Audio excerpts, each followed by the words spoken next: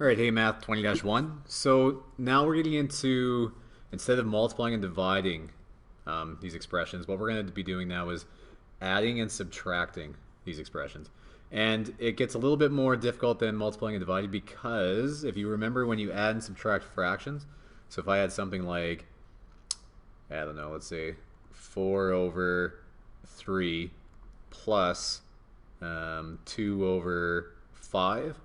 Remember that we can't just add those straight across, right? Like you can when you're multiplying. Multiplying was easy. You're just, bottom times the bottom, top times the top.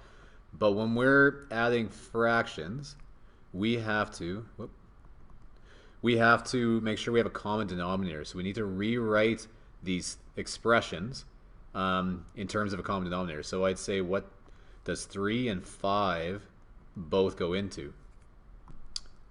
So 3 and 5 both go into 15, right? We can multiply 3 by 5 to get to 15. So what we have to do, though, if we want to do that, is I want to rewrite, this expression, but being over 15. So if I did that, what I would want to do is multiply the bottom and the top by 5, right? Because that would give me 15 on the bottom. And I had to also multiply by 5 on the top because if I didn't, I'd be changing the expression. This way I've got 5 divided by 5. I'm only really multiplying by 1, which is like nothing, right? So if you multiply by something on the bottom, it has to be on the top, or else you're changing things. So we multiply that by 5 and that by 5. And I look over here and say, okay, what do I multiply 5 by if I want the denominator to be 15? Well, I have to multiply by that by 3. But if I do that, I also have to multiply the top by 3. So if I rewrite this expression over here, I end up with, well, the top here, 5 times 4, this would be 20 over 15, plus 2 times 3 is 6 over 15. Now we did all that just so that we could have 15 being the denominator for both, because now that we have that, our answer is going to be over 15. The answer stays, or the denominator stays the same, and then the numerator, we just now add them. So 20 plus 6. So this would be 26 over 15. Okay, so that's a little review about just adding fractions. Now we have to apply that to polynomials. Okay, so if we're doing this question, lucky us, the first easier ones already have a common denominator, right? They're both 24x y squared, 24x y squared.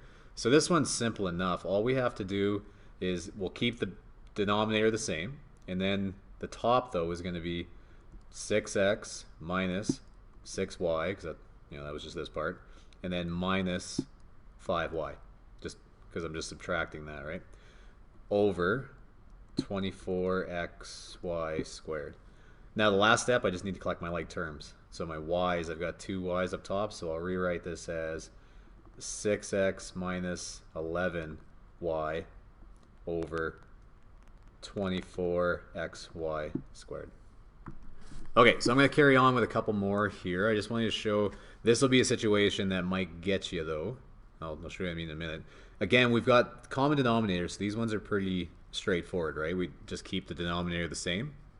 So we know our answer is going to be over, something over 30m squared n squared.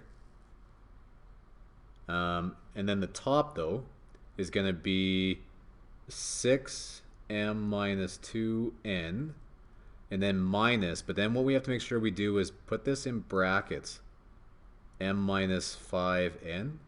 That has to be in brackets because we're subtracting that whole term. If you didn't put the brackets there, then you'd end up getting the wrong answer, because when I rewrite this below, I'm going to have 6m minus 2n minus m, that's just this part, right? But then I've got a negative times by the negative inside, that's going to end up being plus 5n.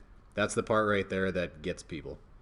So that is all over, or sorry, my pen's not working very well again. I think I need to go get a new pen. But anyway, so 30m squared n squared. And then last thing we gotta do, we got some n's and some m's up top that we can just simplify. So let's just write that over here. That ends up being 5m, right? Just collecting like terms. Stupid pen. 5m. And then we got a 5 here and a 2 there. That becomes 3. So plus 3n over 30m squared n squared. All right, next step here. I'm just going to show you that we're going to be able to start canceling things just like we did in the last videos too. So again, we've got the same denominator, so that part's easy enough. But the top, let's just make the top go right across. So let's add the top. So we've got 2p plus p plus 3. Now I could put that in brackets, just like I was saying before, but since this is a positive, it's really not going to make any difference, right? If you take the brackets out there, it doesn't really matter, right? So we've got that over 3p plus 1 squared. If we simplify that, so I'll just going down here, let's say that was equal to, we're going to have 2p plus 1p, so that's going to be 3p plus 3 over 3p plus 1 squared.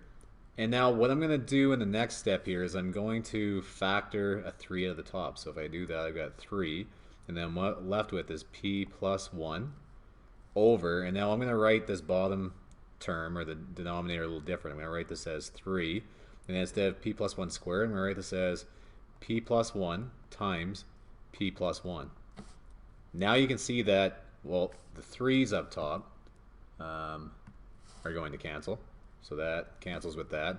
But then I've also got p plus 1 and one of my p plus 1's at the bottom canceling. So in the end here, my answer is just going to be 1, because there always has to be 1 up top, right? Even if you cancel both of them. 1 over p plus 1. And that's my answer. So I'm going to let you guys go ahead and try this one, and I'll just pop up the answer here in a minute. Okay, so there's the answer there. Moving on down. Okay, so now you're looking at this one, and for the first time, we don't have the same common denominator. Actually, you know what? I'm going to end this video here, and I'll start the next one so we can kind of keep it separate. So I'll see you guys in the next video.